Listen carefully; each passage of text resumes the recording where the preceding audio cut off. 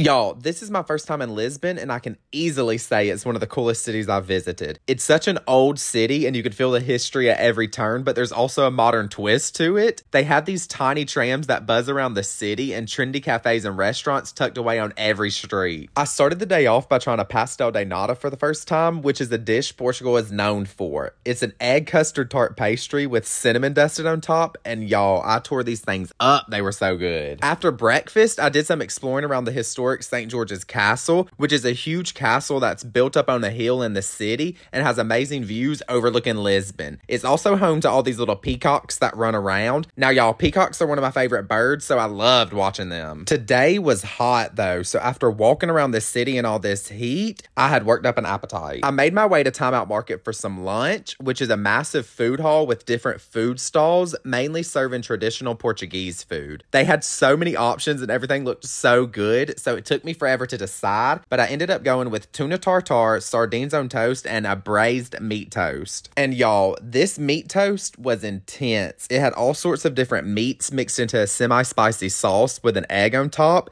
It was definitely different than anything I've ever eaten before. After stuffing myself silly, I did some more exploring around the city. Portugal is known for their sardines, and I stumbled upon a cool shop that sold any sardine you could ever want. It was then time for dinner, so I got ready and made my way to Suculento, which serves traditional Portuguese food. My favorite dish was definitely the fried provolone with tomato. I finished the day off with a little nightcap at the only 3-star cocktail bar in Portugal.